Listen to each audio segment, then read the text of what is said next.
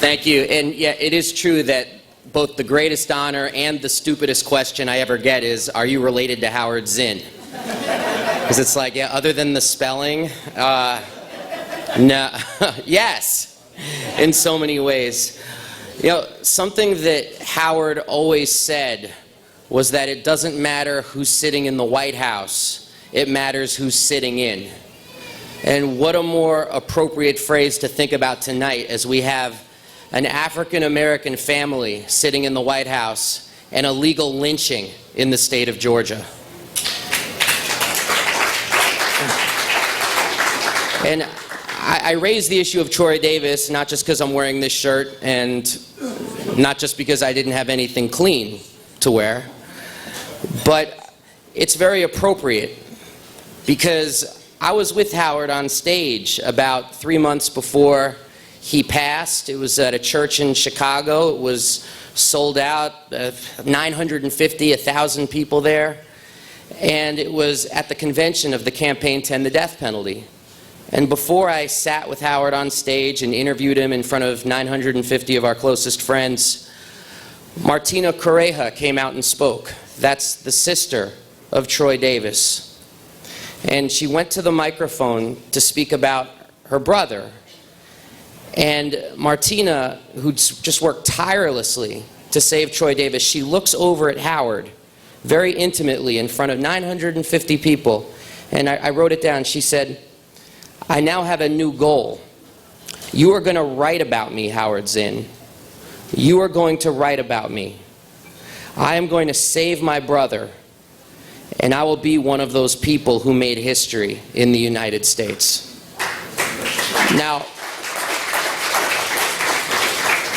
Howard, of course, passed a couple of months later, and it does not look good for Troy Davis right now.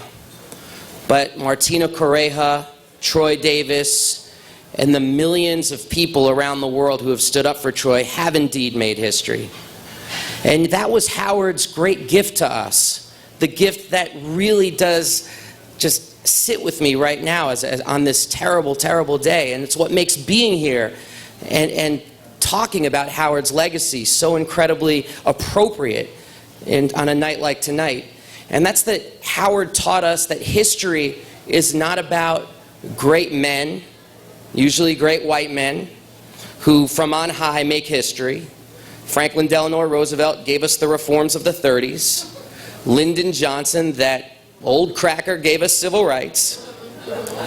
And that's somehow how history gets made. No, Howard taught us that it was the masses of people were actually the engine of history. And that's what the Zinn Education Project is now fighting to preserve for our classrooms.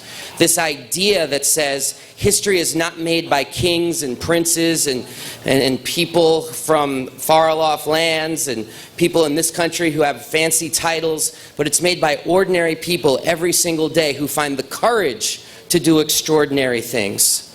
That's the legacy of Howard Zinn. And that's what both this room and the Zinn Education Project are trying so hard to preserve. Like I said, it is appropriate because Howard taught us without the horrible defeat of Sacco and Vanzetti, we never would have had the Scottsboro Boys. Without the horrible defeat of what happened to the Rosenbergs in the 50s, you don't have the 1960s. Without the horrible things that happened to Goodman, Cheney, and Schwerner, maybe you don't have the civil rights movement. So sometimes from these horrible defeats actually become hope and come victory. And that's what Troy Davis has said to us as well. He said, this is not about me. This is about what happens next. So before I call on the first folks, maybe we could do a quick chant so they can hear us in Georgia. And I know that might seem a little weird with the food and the Thai dipping sauce and all the rest of it, but isn't that Andy's genius at the end of the day that he brings together Thai dipping sauce and radical politics? So